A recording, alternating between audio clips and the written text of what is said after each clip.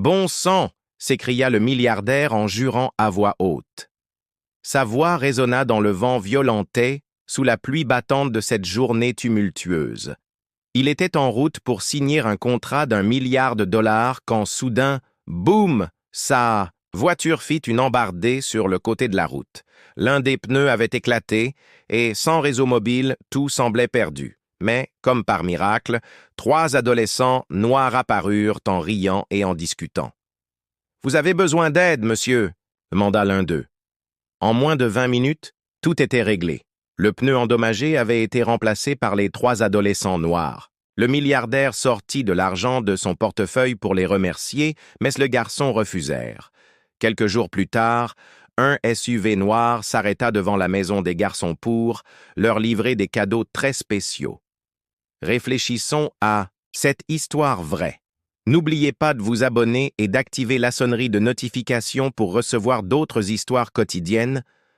Comme celle-ci, partagez vos impressions dans les commentaires et dites-nous d'où vous nous regardez.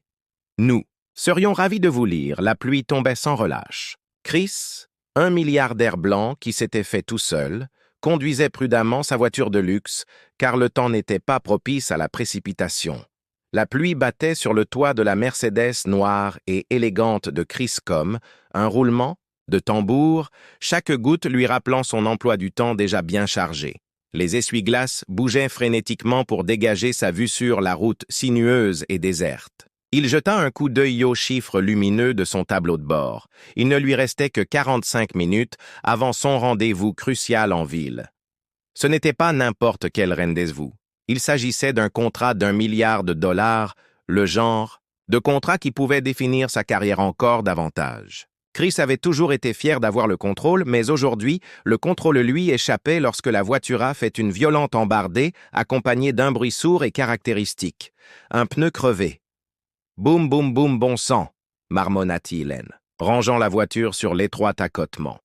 Il sortit sous la pluie battante, grimaçant alors que la pluie froide imprégnait son costume sur mesure. Le vent soufflait autour de lui, et la boue au bord de la route glissait sous ses chaussures en cuir. Il ouvrit le coffre et fixa la roue de secours, et le cric, envahi par un sentiment d'impuissance. Changer une roue ne faisait pas vraiment partie de ses compétences. Il avait des gens pour ça.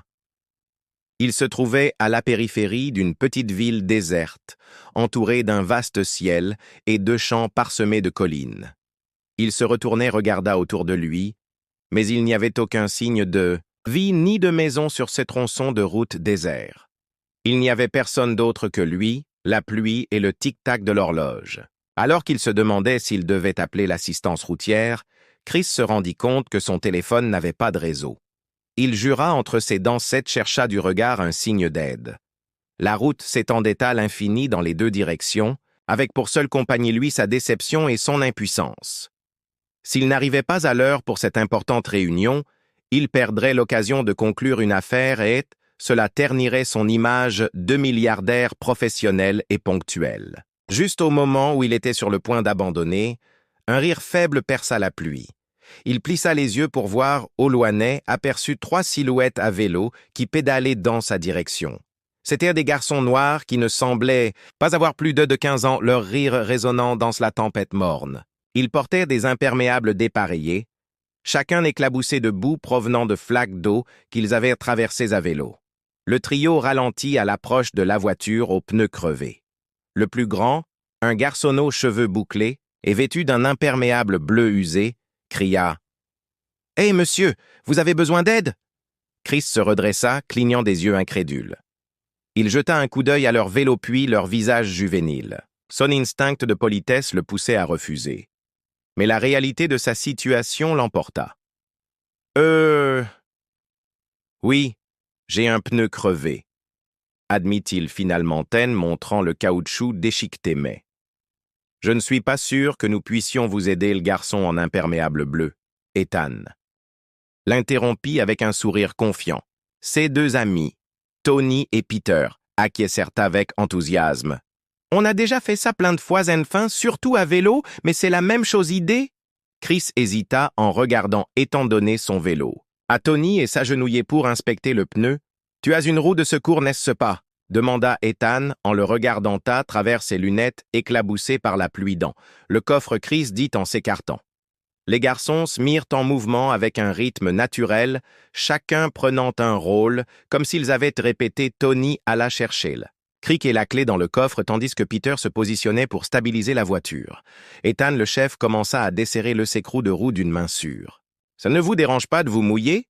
demanda Chris d'une voix teintée de scepticisme et de curiosité. « Ce n'est que de la pluie, » répondit Peter en haussant les épaules. « Nous sommes déjà trempés de toute façon. » Pendant qu'ils travaillaient, Chris se surprit à s'émerveiller de leur efficacité malgré leurs vêtements trempés et la pluie battante. Les garçons discutaient et riaient comme si c'était une aventure plutôt qu'une corvée. Leur travail d'équipe était parfait. Tony passait les outils, Peter stabilisait la voiture et Ethan remplaçait le pneu crevé par un Neufen un temps record. « C'est fait !» annonça Ethan s'essuyant les mains boueuses sur son imperméable avec un sourire satisfait. Chris regarda la voiture, puis les garçons, incrédules. « Vous avez vraiment réussi !» dit-il d'un ton mêlé d'incrédulité et de gratitude. Il fouilla dans son portefeuille et en sortit une liasse de billets craquants. « Tenez, prenez ça, vous l'avez mérité. » Mérité. Mais Ethan lui fit signe de ne pas s'en faire. « Non, monsieur, on passait juste par là, Ethan. À penser qu'on pourrait aider Tony et Peter acquiescèrent d'un signe de tête. « En plus, vous devez aller où vous devez aller, » ajouta Tony. Chrysless regarda perplexe. Il n'était pas habitué à une gentillesse sans contrepartie, sans arrière-pensée. « Vous êtes sûr, c'est le moins que je puisse faire, » insista-t-il. Ethan sourit en secouant la tête. « Nous sommes sûrs. Conduisez prudemment, d'accord ?» Sur ces mots, les garçons remontèrent sur leur vélo et s'éloignèrent dans la pluie, leur rire résonnant au loin. Chris resta là un moment à les regarder disparaître. Pour la première fois depuis des années, il ressentit quelque chose qu'il ne pouvait pas vraiment nommer. Quelque chose qui allait au-delà de la gratitude. En remontant dans sa voiture, il jeta un coup d'œil à l'horloge du tableau de bord, qui fonctionnait à nouveau. Il avait encore le temps d'arriver à son rendez-vous, mais tandis qu'il démarrait, ce n'était pas le rendez-vous qui occupait ses pensées, mais les trois garçons, leur gentillesse sincère et l'impact inattendu qu'ils avaient eu sur lui. Chris roula à travers la tempête avec une urgence renouvelée, les mains agrippées au volant, tandis que la voiture réparée fendait la route détrempée.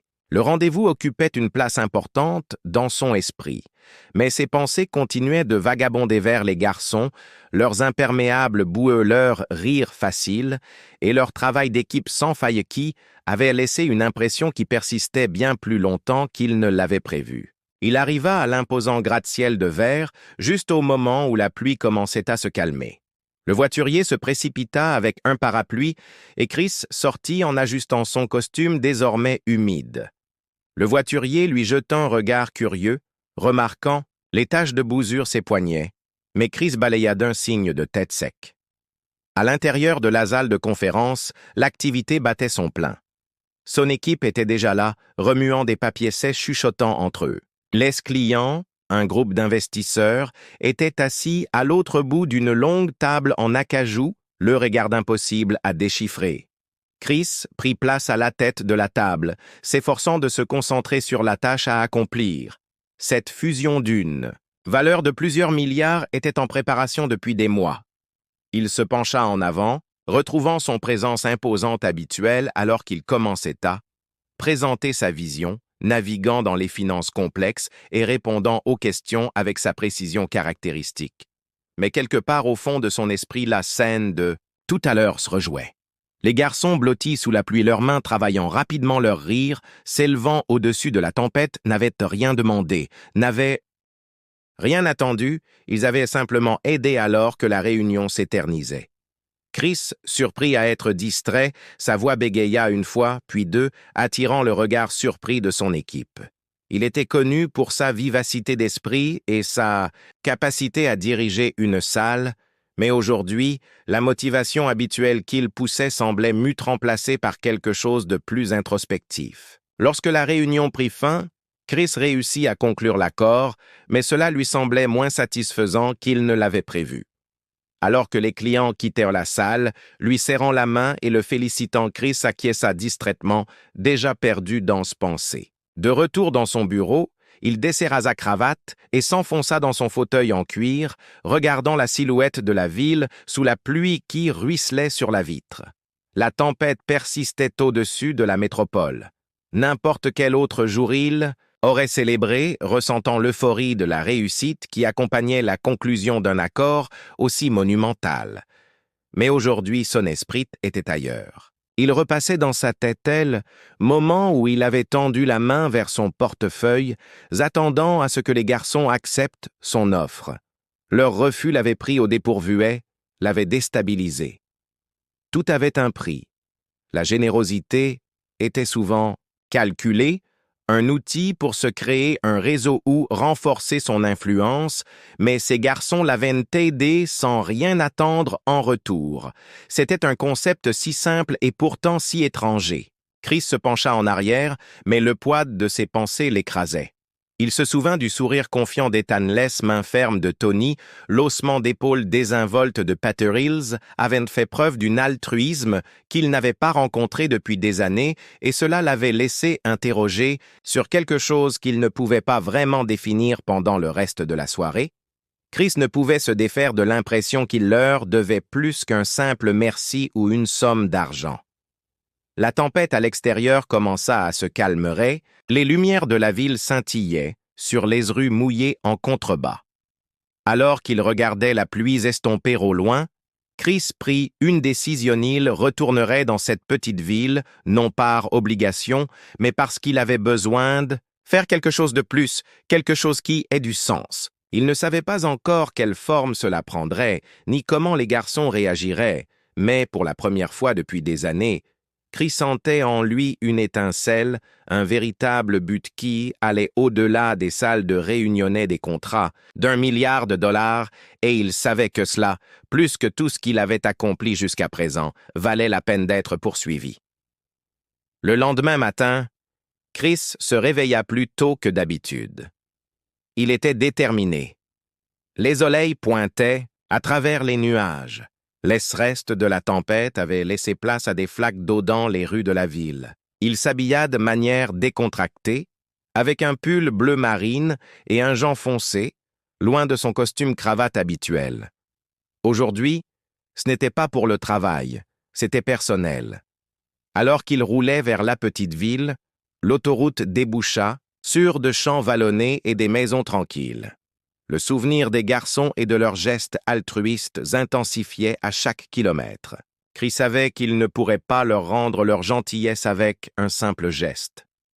Il fallait que ce soit quelque chose de significatif, quelque chose qui montrerait sa gratitude tout en honorant leur nature humble. Il arriva à l'endroit où le pneu crevé l'avait arrêté. L'air était vif, les traces de la tempête laissant la terre fraîche et parfumée. Il ralentit en approchant de la petite ville à la recherche de garçons. Il ne tarda pas à les apercevoir. Ethan, Tony et Peter étaient rassemblés devant un modeste dîner, leur vélo appuyé contre le mur. Ils riaient de ce rire insouciant propre à la jeunesse et à l'amitié. Chris sourit, garant sa voiture de l'autre côté de la rue, Ethan traversant la route. Ethan le remarqua le premier. « Hé, c'est le type d'hier !» cria-t-il en donnant un coup de coude à ses amis. Les deux autres se tournèrent vers Luyette, leur visage s'illuminant le reconnaissant. « Salut, monsieur !» le salua Tony d'un ton décontracté mais amical. « La voiture tient le coup ?» demanda Chris en riant et en hochant la tête. « Grâce à vous trois !» répondit-il en s'arrêtant et en jetant un coup d'œil au vélo appuyé contre le mur. « Ça vous dérange? Je peux me joindre à vous un instant, les garçons ?» Les garçons échangèrent un regard, puis haussèrent les épaules à l'unisson. « Bien sûr », dit Peter en désignant le banc devant le restaurant. Chris s'assit se sentant un peu mal à l'aise, mais étrangement à l'aise. « Je voulais vous remercier comme il se doit pourrier. Vous n'étiez pas obligé de m'aider, mais vous l'avez fait et cela m'a beaucoup touché. » Ethan sourit. « Ce n'était pas grave. Vous aviez l'air d'avoir besoin d'un coup de main. » Tony intervint. « Oui, et puis nous étions déjà trempés. Autant faire quelque chose d'utile. » Tony renchérit. « Ouais, et puis on était déjà trempés. alors autant faire quelque chose d'utile. Chris Ritten secouant la tête. Vous trois, vous avez plus de générosité que la plupart des gens que j'ai rencontrés. Dans toute ma vie. Peter se pencha en arrière, les bras croisés. C'est juste ce qu'il faut faire, aider quelqu'un quand il en a besoin. Chris Less observa un instant, leur sincérité le prenant une fois de plus au dépourvu. Il fouilla dans sa poche et en sortit un petit carnet qu'il avait apporté pour noter ses idées en cours de route. « Je sais que vous n'avez pas fait ça en attendant quelque chose en retour, commença-t-il. Mais je veux faire quelque chose pour vous tous. » Les garçons se regardèrent, leurs expressions mêlant curiosité et méfiance, comme si, étant demandait-il, d'un ton mesuré. « Et si je réparais vos vélos, ou si je vous offrais quelque chose que vous voulez depuis longtemps, quelque chose de pratique? Considérez cela comme ma façon de vous montrer ma gratitude, » ajouta Tony en fronçant les sourcils et en secouant la tête. « Tu n'as pas besoin de faire ça, Nister. Tout va bien. » Peter ajouta, « Oui, on ne cherchait pas à être récompensé. » Chris leva la main en souriant. « Je sais, mais il ne s'agit pas de récompense, il s'agit de rendre la gentillesse que vous m'avez témoignée. Laissez-moi faire quelque chose pour vous. » Ethan hésita en jetant un coup d'œil à ses amis. « Eh bien, il y a quelque chose, Tony. » Et Peter lui lança un regard curieux, et Ethan continua.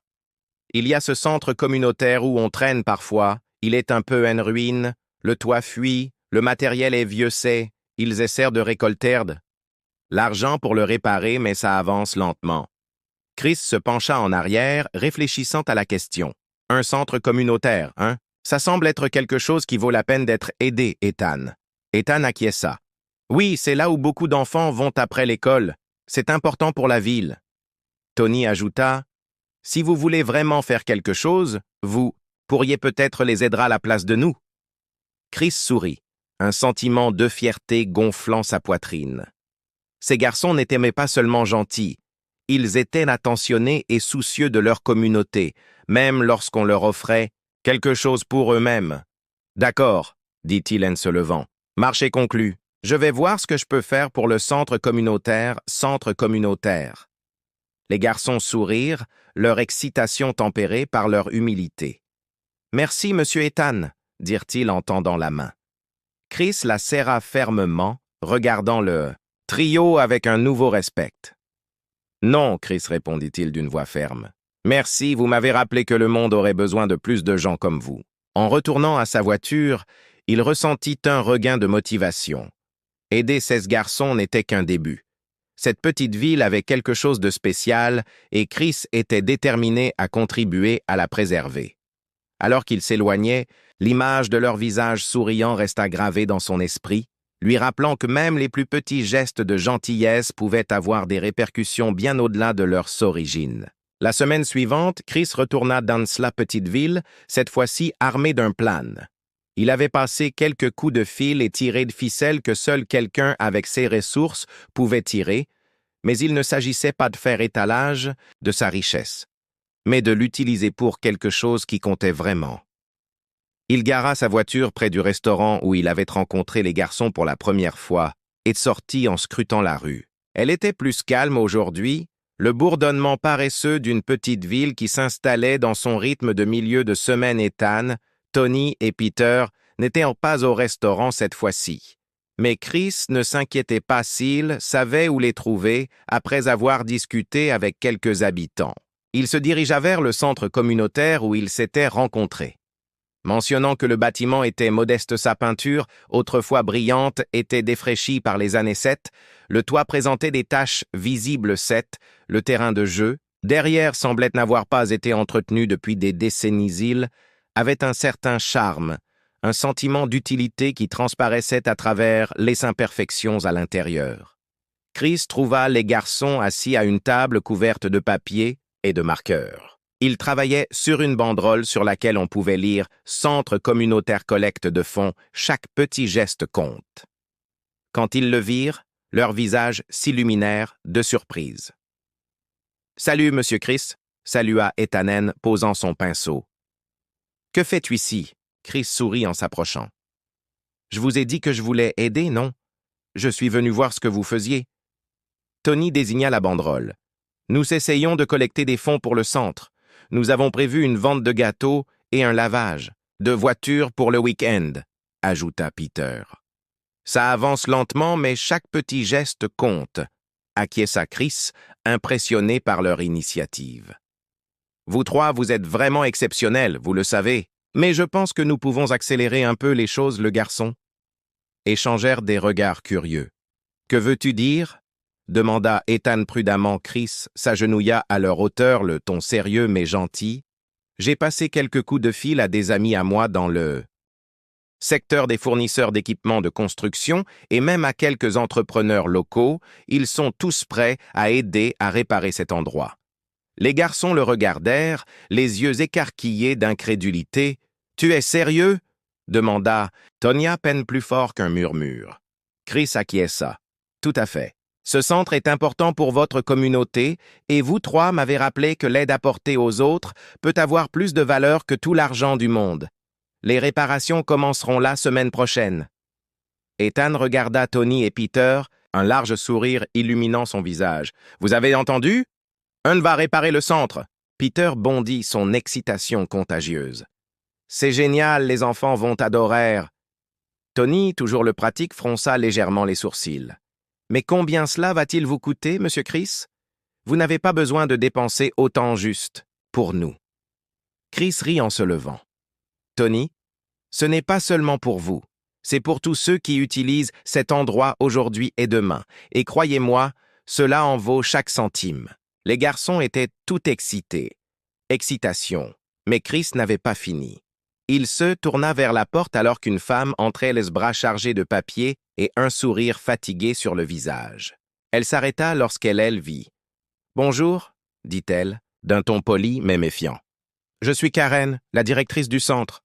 Puis-je vous aider? » Chris lui tendit la main. « Je crois que je suis ici pour vous aider, Karen. Les garçons m'ont parlé du travail que vous faites d'ici. J'aimerais vous donner un coup de main. » Les yeux de Karen s'écarquillèrent. « Un coup de main ?» demanda-t-elle. Chris lui montra le bâtiment. « Je suis en train d'organiser une rénovation complète. Un nouveau toit, une aire de jeu modernisée et du matériel adapté pour les enfants. Tout ce dont vous avez besoin pour faire de cet endroit ce qu'il devrait être. » Karen cligna des yeux et couvrit sa bouche de sa main. « Je ne sais même pas quoi dire. »« Dites oui, » répondit Chris avec un sourire chaleureux. « Dites-moi comment je peux vous faciliter la tâche. » Karen regarda les garçons puis se tourna vers Chris, la voix tremblante d'émotion. « Oui, absolument, oui, merci. » Au cours des heures qui suivirent, Chris travailla avec Karen et les garçons pour élaborer un plan détaillé. Les travaux de rénovation commenceraient immédiatement, en commençant par le toiter les réparations structurelles. Chris prit des notes pendant que Karen parlait avec passion des programmes qu'il voulait proposer, mais ce qu'ils ne pouvaient pas réaliser en raison de l'état du bâtiment. Les garçons donnèrent leur avis sur le terrain de jeu et les zones d'activité. Leur énergie était contagieuse. Lorsque Chris partit enfin ce soir-là, le soleil se couchait, projetant une lueur dorée sur la petite ville. Il regarda le centre communautairien, imaginant à quoi il ressemblerait dans quelques mois, un endroit qui ne serait pas seulement fonctionnel, mais aussi un lieu prospère, rempli de rires et de possibilités. En s'éloignant de voiture, Chris sentit quelque chose changer en lui. Ce n'était pas seulement un projet, c'était une chance de laisser une empreinte durablette, d'honorer l'altruisme de trois garçons qui lui avaient rappelé l'importance des liens et de la gentillesse. Il sourit, serrant le volant un peu plus fort pour la première fois depuis des années. Chris avait l'impression d'être exactement là où il devait être. Les rénovations commencèrent rapidement, avec l'arrivée d'une dizaine d'ouvriers au centre communautaire la semaine suivante. Chris s'assura que tout était planifié dans les moindres détails. Le vieux toit qui fuyait fut remplacé, puis les réparations des murs, la plomberie et l'électricité. Ce n'était pas seulement une restauration, c'était une transformation complète. Ethan, Tony et Peter étaient là tous les jours après l'école, regardant avec admiration le centre changer sous leurs yeux. Ils aidaient autant qu'ils le pouvaient, transportant des outils, déblayant les débris et même peignant les murs. Les Satessi. Ouvriers sont rapidement pris d'affection pour les garçons, blaguant souvent avec eux et leur confiant de petites tâches sous leur surveillance. Chris se rendait souvent sur place pour superviser les travaux et discuter avec les ouvriers, mais ses moments préférés étaient les pauses, assis dehors avec les garçons et Karen, à discuter des projets d'avenir pour le centre. Chris se sentait de plus en plus lié à la communauté et au projet. Un samedi matin ensoleillé, alors que les ouvriers mettaient la touche finale à la nouvelle aire de jeu, une foule commença à se rassembler. Les familles du village avaient entendu parler des travaux et l'excitation était palpable.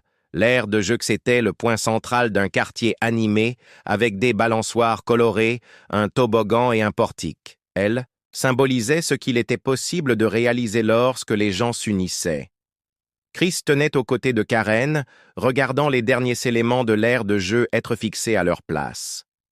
Karen se tourna vers lui, le regard empreint de gratitude et d'émerveillement.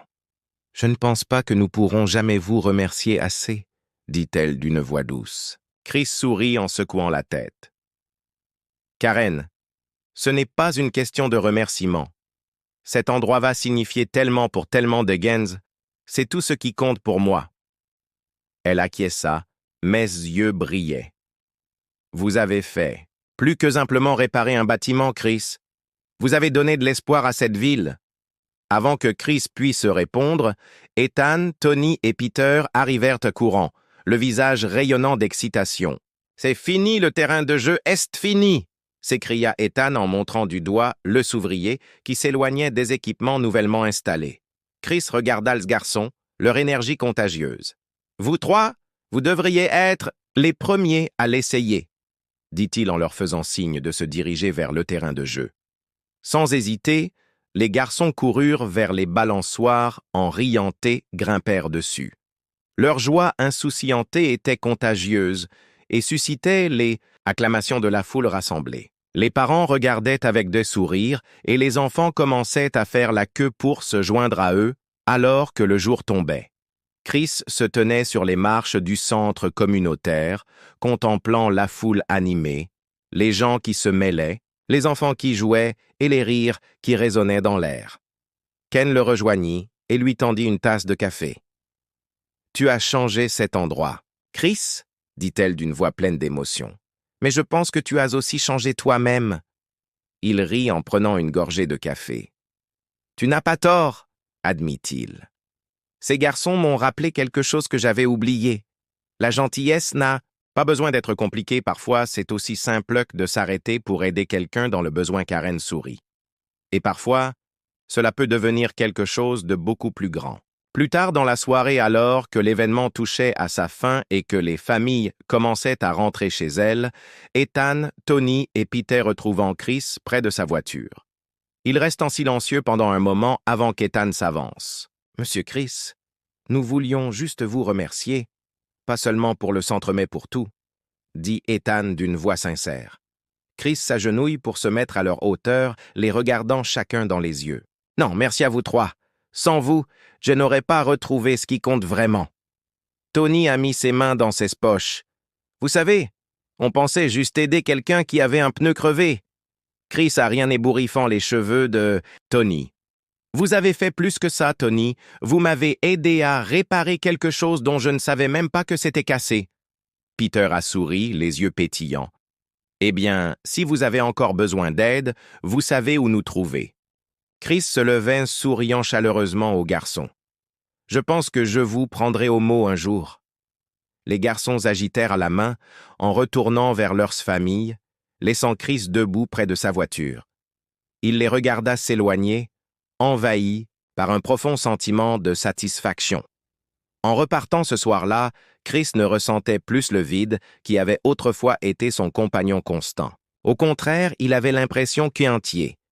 Le centre communautaire n'était pas seulement un bâtiment, c'était un symbole de ce qui pouvait se produire lorsque les gens s'unissaient, lorsqu'ils choisissaient la gentillesse plutôt que l'indifférence. Rejoignez le mouvement pour la justice. Abonnez-vous à la chaîne, partagez vos réflexions dans les commentaires et faites d'Ess Histoire une partie de votre vie quotidienne. Ensemble, nous pouvons créer un véritable changement.